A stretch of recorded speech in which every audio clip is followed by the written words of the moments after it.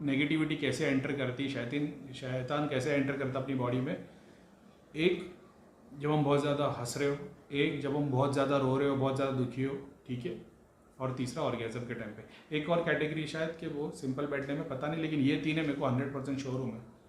अब ये बोलने का रीज़न क्या था, ये बोलने के बाद में मेरा टॉपिक कुछ और ही चला गया। ये बोलने का रीज़न ये था, अब ओशो के धाम में ना एक ट्रेनिंग होती थी पहले। ट्रेनिंग ऐसी थी, वो एक कोर्स था, जिसको स्पिरिचुअलिटी में आना है उसके लिए कोर्स था। क्या था वो कोर्स ये था, वो 1 महीने का कोर्स होता था। उसमें पहले हफ्ते में ये सिखाया जाता था कि पहले मान लो 2-4 दिन या 1 हफ्ते में इंट्रोडक्शन और वगैरह वगैरह वगैरह सारी चीज़ें दी जाती है जो, ठीक है। उसके बाद ऐसा होता है कि 1 हफ्ते की ट्रेनिंग है जिसमें तुमको रोज़ 3 से 4 घंटे खाली हंसना है, ज़ोर ज़ोर से। तुमको ग्रुप बना के दे दिए जाएंगे, तुमको ज़ोर ज़ोर से हंसना है, चीखना है, चिल्लाना है, हंसते रहना है, चिल्लाना है। 3-4 घंटे तक ही चलेगा और वो 1 हफ्ते तक चलेगा। 1 हफ्ते के बाद जो दूसरा हफ्ता आएगा उसमें 3 से 4 घंटा डेली तुमको सिर्फ रोना है। तुमको रोना, आंसू बहाना है, और मतलब कुछ नहीं आ रहा है तो भी मतलब रोने की कोशिश करनी है, रोना, बस रो, मार खाओ, एक दूसरे को मारो लेकिन रो, ऐसा है कि बस रो। वैसा 1 हफ्ता निकलना है। और उसके बाद तीसरे हफ्ते में ऐसा है कि सिर्फ साइलेंस बैठे रहना है 4 घंटे तक, बिना कुछ बोले, किसी से बात नहीं करनी, साइलेंस बैठे रहना है। अब इससे बहुत सारे लोगों को बहुत कुछ समझ में आ गया रहेगा, ठीक है। अब एक तरफ रसूलुल्लाह सल्लल्लाहु अलैहि वसल्लम, प्रॉफिट मोहम्मद ने बताया कि शयातीन यानी शैतान की कैटेगरी है। ऐसा एक होता है इंडिविजुअल शैतान और ग्रुप में शयातीन बोलते हैं। तो शयातीन तुम्हारे शरीर में कब एंटर करता है, एक जब तुम बहुत ज़्यादा हंस रहे हो, एक जब बहुत ज़्यादा रो रहे हो, और एक जो तुम्हारा ऑर्गेज़म का टाइम। अब इसमें होता ये है कि तुम बहुत ज़्यादा जब हंस रहे हो ना, तुम्हारी बॉडी में DMT रिलीज़ होता है। जब तुम बहुत ज़्यादा रो रहे हो तो उसका लेवल एकदम कम हो जाता है। ऑर्गेज़म के टाइम पे तो तुमको पता है क्या होता है। तीनों में तुम्हारे ब्रेन की वेव्स एक सर्टन कैटेगरी पे आती है, ठीक है। तो उस कैटेगरी पे ही नेगेटिविटी एंटर कर सकती है। सेम चीज़ जब तुम ध्यान कर रहे होते, ध्यान में जब तुम बैठे होते हो, तुम एक चीज़ को देख रहे होते त्राटक के थ्रू, तब तुम्हारा ब्रेन ध्यान में होता क्या, पहले तो तुम आँख बंद करके बैठ जाते हो, तब तुम्हारा ब्रेन अल्फा पे ही चलता रहता है, ऐसे ऐसे बीटा होता है, टीटा होता है, फिर डेल्टा होता है, और एकदम स्लो हो जाता है। तब तुम ध्यान में चीज़ें देखते हो, एक्सपीरियंस करते हो, वाइट लाइट देखते हो, देवी देवता देखते हो, वगैरह वगैरह। और उसके बाद में तुम्हारे अंदर शक्ति एंटर कर दी, फिर तुम कुंडलिनी जागरण होती है और सब कुछ होता है। समझ में आ गया? अब तुम बोलोगे अरे भाई मतलब सब कुछ जो होता है वो शैतान के थ्रू होता है। अब रसूलुल्लाह सल्लल्लाहु अलैहि वसल्लम का क्या बोलना था? उन्होंने फरमाया कि जितने भी इंसान पैदा होते, जब अल्लाह ताला किसी इंसान को पैदा करता है, सेम वक्त शैतान अपनी औलाद को पैदा करता है। 5, 6 या 7 कुछ है, या 10 है, मेरे को पता नहीं। एक के मुकाबले 8-10 पैदा होते हैं। लेकिन एक होता है हमजाद जो अपने साथ रहता है, जिसको बोलते हैं अग्नि तत्व। मैंने बहुत बार बताया, आत्मा को मैंने कभी रूप में नहीं देखा है।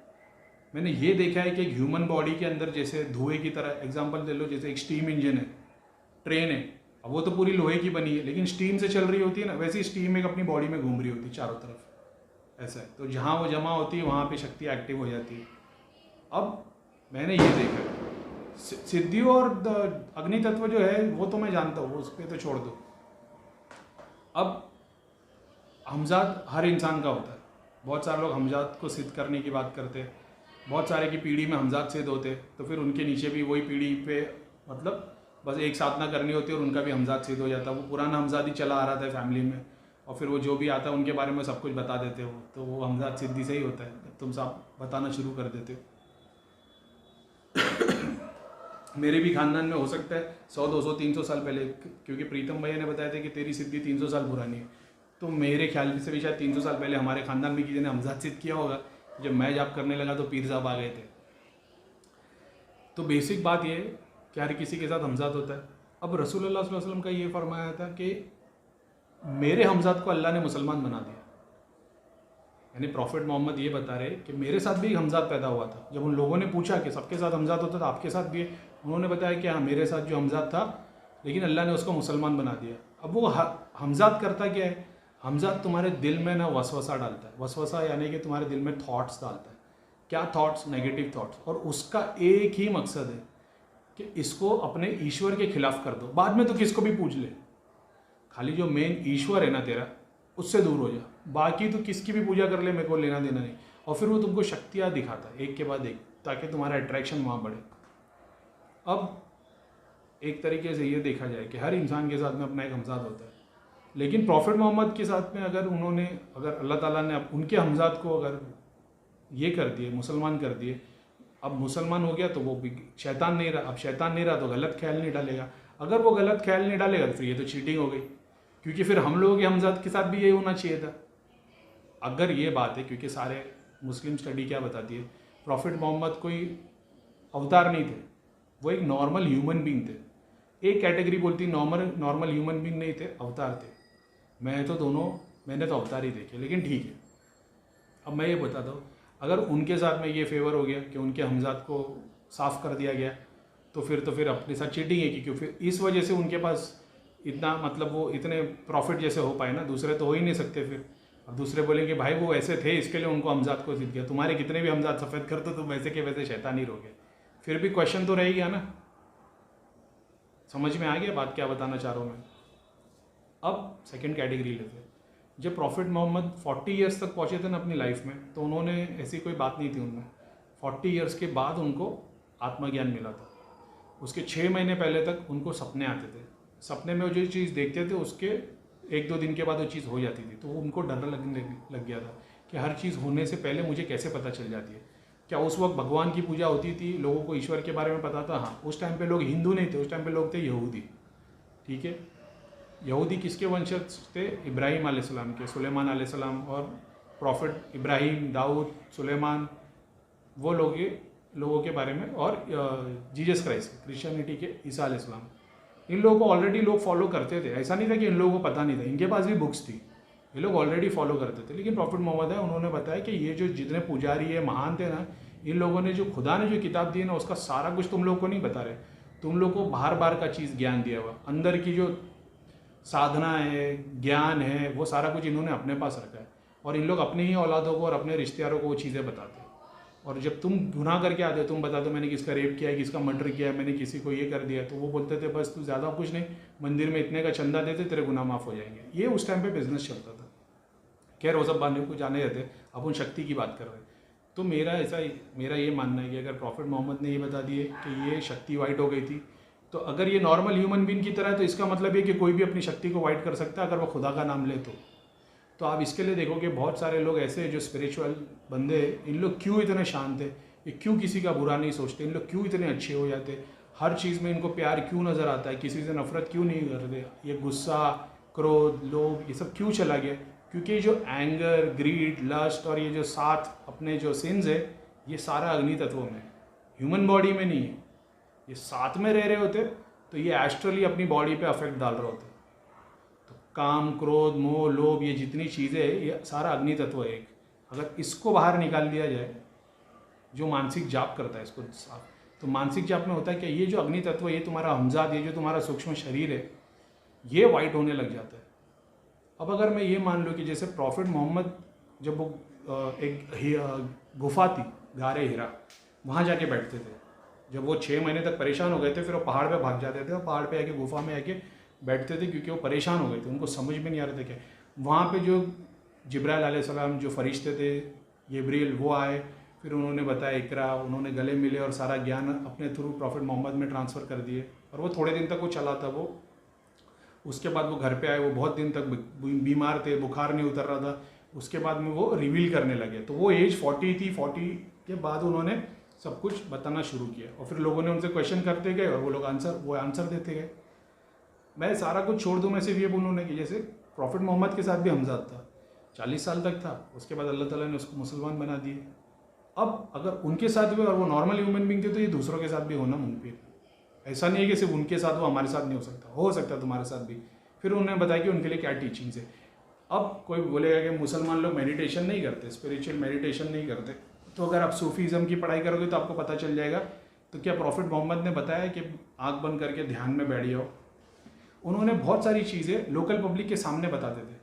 उनके सामने जो लोग बैठे होते थे, वो लोकल पब्लिक के सामने सारा ज्ञान दे रहे होते थे। लेकिन कुछ चीज़ें ऐसी थी जो लोकल पब्लिक के सामने नहीं बोलते थे, वो अपने खास लोगों यानी जो उस पढ़ाई के बारे में जानता है, उसको बताया करते थे। ये भी बात हदीसों में मिलती है। यानी जैसे आज की डेट में बताते हैं कि स्पिरिचुअलिटी हर किसी के लिए नहीं है कि तुम्हारे पास अप्सरा आएगी तो फिर तुम वशीकरण करने लग जाओगे, हर लड़की के पीछे अप्सरा भेज दोगे और लड़की तुम्हारे पास आ जाएगी। तो वो चक्कर में इसलिए बताया गया कि ये शक्तियाँ सिद्धियाँ सबके लिए नहीं है। अब इस कैटेगरी से देखा जाए, प्रॉफिट मोहम्मद ने बता दिए, हमको ये समझ में आ गया हमजाद भी सिद्ध किया जा सकता है और उससे वो भी सफ़ेद हुआ जा सकता है, लेकिन ईश्वर की इबादत से। शक्तियों की इबादत और शक्तियों के खेल के लिए नहीं, वो शक्तियों के लिए करने नहीं गए थे, वो ईश्वर की इबादत में लगे तब वो सफ़ेद हुआ। अब अगर तुम ईश्वर की इबादत में लग जाओ तो ये सफ़ेद हो जाएगा। ये सफ़ेद होने से क्या होगा, तुम्हारे अंदर से काम क्रोध मोह लोभ निकल जाएगा। तो क्या तुम्हारे अंदर डिज़ायर नहीं रहेगा? ऑफकोर्स डिज़ायर रहेगा, लेकिन तुम उसके पीछे भागोगे नहीं। तुम्हारी जितनी ज़रूरत है उतना ही। अगर तुम्हारी ज़रूरत 100 करोड़ की तो तुम्हारे पास 100 करोड़ भी आ जाएगी। अगर तुम्हारी जितनी ज़रूरत की मैं बात करूँ, ज़रूरत पूरी हो जाएगी। ज़रूरत का मतलब ये नहीं 1 लाख में खुश रहो, मैं खुद नहीं रह पाता, अपनी भी एक सर्टन ज़रूरत है तो उतनी पूरी होनी चाहिए, तो हम भी परेशान हो जाएंगे। वैसा तो वो ज़रूरत तुम्हारी 100 करोड़ की रहेगी तो 100 करोड़ की भी ज़रूरत तुम्हारी पूरी हो जाएगी। डिपेंड करता है तुम्हारा लक्ष्य क्या है, तुम्हारा एम क्या है। अब अपने को समझ में आएगा भाई वहाँ हो सकता है तो यहाँ भी हो सकता है। अब ओशो की टीचिंग्स को अगर ले लिया जाए तो ओशो ने क्या किया, ओशो ने ये समझ लिया कि ये बंदे लोग स्पिरिचुअली आगे नहीं ग्रो हो सकते, तो सबसे पहले कि इनके अंदर शक्ति इनको बुलाओ। क्यों? क्योंकि हमजाद जो है तुम्हारे से जुड़ा हुआ ही है, लेकिन ऐसा मान लो तुमसे दूर है, वो जब चाहे तुमसे दूर हो सकता है, लेकिन ये टेक्निक के थ्रू ये तुम्हारे साथ में जुड़ जाएगा। क्योंकि इसको साफ करने के लिए इसको पकड़ना ज़रूरी है। जब तक पकड़ में नहीं आता ना तब तक ये जल्दी साफ होगा नहीं। तो इसको पकड़ने की टेक्निक वो है कि तुम अपने आप को एक ऐसा जाल बना दो जिसमें आए तो तुम पकड़ लो उसको। तो वो टीचिंग्स अगर देखें जो हंसने रोने और शांत बैठने की, उस तरीके से देखे जाए तो ज़रूरी नहीं है कि जब बंदा वो साधना करने बैठेगा तो सबसे पहले जो उसको चीज़ हिट करेगी, अगर उस पर कोई तांत्रिक क्रिया नहीं है तो वो उसका खुद का हमजाद है, उसका हमजाद ही उससे खींचा चला आएगा ना। क्योंकि जब तुम ध्यान करने बैठोगे, तुम ज़ोर ज़ोर से हंसोगे, तुम्हारा DMT रिलीज़ होगा। ये DMT तो उनके मुंह से राल टपकाने शुरू हो जाता है ना, जब भी तो उनकी राल टपकना शुरू हो जाती है।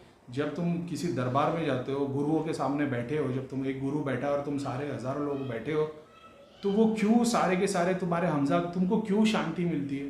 क्योंकि तुम्हारे को जो परेशान करने वाली चीज़ है ना, वो गुरु की राल टपकते, गुरु के DMT रिलीज़ होते हुए देखता है। गुरु दरबार में बैठा है, गुरु के पीछे सारी शक्तियाँ बैठी, ठीक है, और गुरु ध्यान में। गुरु की तो DMT 24 घंटे निकलती ही रहती है, उसका जो सेरोटोनिन DMT 24 घंटे निकलता है। ये जितनी पब्लिक बैठी होती है ना, इनके जो हमजाद, जो शैतान, इनके जो अग्नि तत्व है ना, इनकी राल टपकती रहती है उसको देख के। अब जब जो गुरु है वो जब अपनी शक्ति को बाहर निकालता है, जब प्रे करता है, ऐसे समझ लो धुएं की तरह वो DMT रिलीज हो जाता है। ये सारे लोग उसको चाटने लग जाते हैं, ये सारे लोग सफ़ेद होना शुरू हो जाते हैं। ये सफ़ेद होना शुरू हो जाते हैं तो तुमको शांति महसूस होती है। तुम्हें ऐसे लगता है कि यार गुरु के पास जाते हो तो अपने आप को शांत फील करता हूँ, मैं हल्का हो जाता हूँ। क्यों हो जाता है ये भी एक वजह, ठीक है। अब ये टेक्निक जो ओशो ने बताई है, उस टेक्निक के थ्रू तुम अंदर तुम्हारा हमजाद एंटर कर देता है। एंटर होता तो अग्नि तत्व से तुम्हारी नीचे पहले फुलझड़ी जल जाती है मूलाधार से।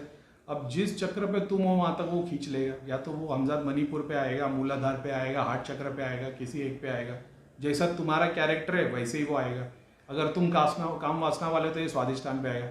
लेकिन होगा क्या, तुम्हारे अंदर ही अटक जाएगा और तुम्हारी एनर्जी गर्म होना शुरू हो जाएगी।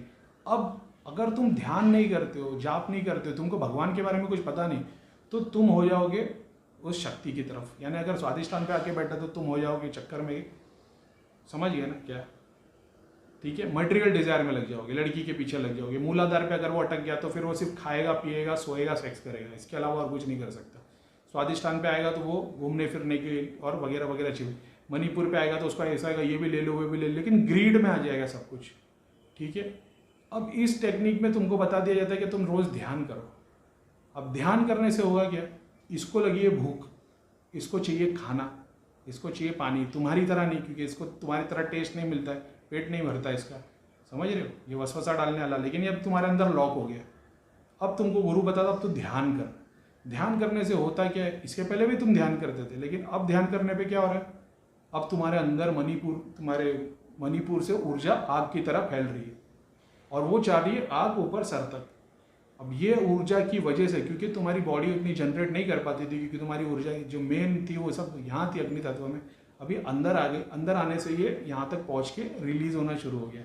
अब अगर तुम गुरु के अंडर में नहीं हो, किसी और के बोलने पे अगर तुम ये ध्यान करने लगते तो हो सकता है तुम जब तुम्हारा हमजाद यहाँ आ जाए, जब आज्ञा चक्र पे आ जाए, क्योंकि वो तो ऊपर ही आएगा, क्योंकि तो पीनियल ग्लैंड यहाँ से वो केमिकल निकलता रहता है।